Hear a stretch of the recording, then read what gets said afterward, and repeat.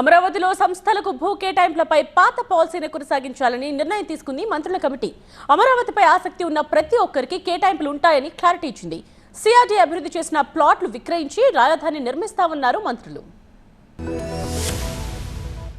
రాజధాని అమరావతిలో వేర్వేరు సంస్థలకు భూ కేటాయింపులపై మినిస్టర్ నారాయణ్ నేతృత్వంలో మంత్రుల కమిటీ సమావేశమైంది.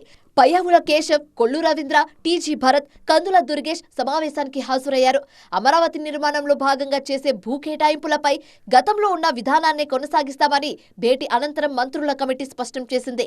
గతంలో 131 మందికి భూములు కేటాయించామని, ఇందులో 31 సంస్థలకు చేసిన కేటాయింపులను యథాతథంగా కొనసాగించాలని నిర్ణయం తీసుకున్నామన్నారు మంత్రి నారాయణ.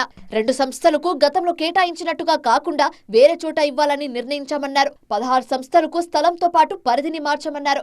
రాజధాని నిర్మాణం కోసం రైతులు 34,000 ఎకరాలు ఇచ్చారని గుర్తు చేసిన నారాయణ 43,000 కోట్ల విలువైన పనులకు టెండర్లు పిలిచామన్నారు. అనేక లీగల్ ఇష్యూస్ ఉంటాయి. ఆ లీగల్ ఇష్యూస్ అన్ని ఓవర్కమ్ కావడానికి మాకు దాదాపు 8 నెలలు పట్టింది.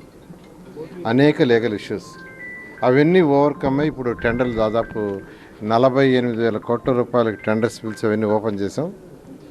వాళ్ళందరూ కూడా యాక్చువల్గా ఒక 2 డేస్లో అగ్రిమెంట్ చేసుకుంటున్నారు. వెంటనే వాళ్ళందరూ స్టార్ట్ చేయబోతున్నారు. ఈ నేపథ్యంలోనే వాళ్ళ గ్రూప్ ఆఫ్ మినిస్టర్స్ దీని మీద కూర్చొని డిస్కస్ చేసి యాక్చువల్గా డిసైడ్ చేయడం జరిగింది. మెజారిటీ నిధులను సిఆర్డీఏనే సమకూర్చుకునేలా ప్రాజెక్టును డిజైన్ చేశామన్నారు మంత్రి పయ్యావుల కేశవ్. రాజధాని కట్టాలంటే లక్షల కోట్లు కావాలని గతంలో జగన్ అన్నారని, తామిప్పుడేమైనా లక్షల కోట్లు ఖర్చు చేస్తున్నామా అని ప్రశ్నించారు.